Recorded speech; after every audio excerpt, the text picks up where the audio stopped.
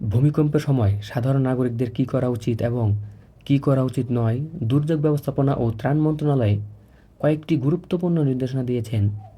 ভূকম্পন অনুভব হলে আতঙ্কিত হওয়া যাবে না। ভূকম্পনের সময় বিছানায় থাকলে বালিশ দিয়ে মাথা ঢেকে টেবিল, ডেস্ক বা শক্ত কোনো আসবাবের নিচে আশ্রয় নিতে হবে।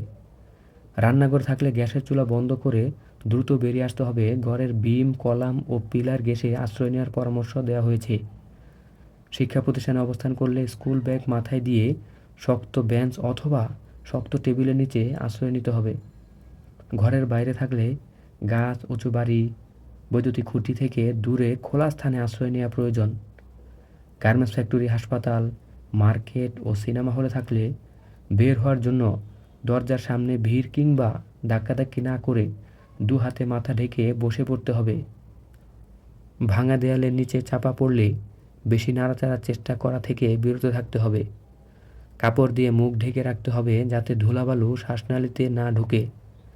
একবার কম্পন হওয়ার পর আবারও কম্পন হতে পারে, তাই সুযোগ বুঝে বের হয়ে খালি জায়গায় আশ্রয় নিতে হবে। উপরতলায় থাকলে কম্পন বা ঝাঁকি না থামা পর্যন্ত অপেক্ষা করতে হবে। তাড়াহুড়া করে লাফ দিয়ে বা লিফট ব্যবহার করে নামা যাবে না। কম্পন বা ঝাঁকুনি থামলে সিঁড়ি দিয়ে দ্রুত বেরিয়ে খোলা আকাশের নিচে অবস্থান করতে হবে।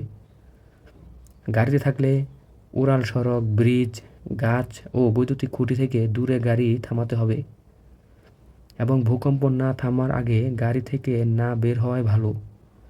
এছাড়াও বাড়িতে ব্যাটারি চালিত রেডিও, টর্চলাইট, পানি এবং প্রাথমিক চিকিৎসার সরঞ্জাম রাখার পরামর্শ দেওয়া হয়েছে।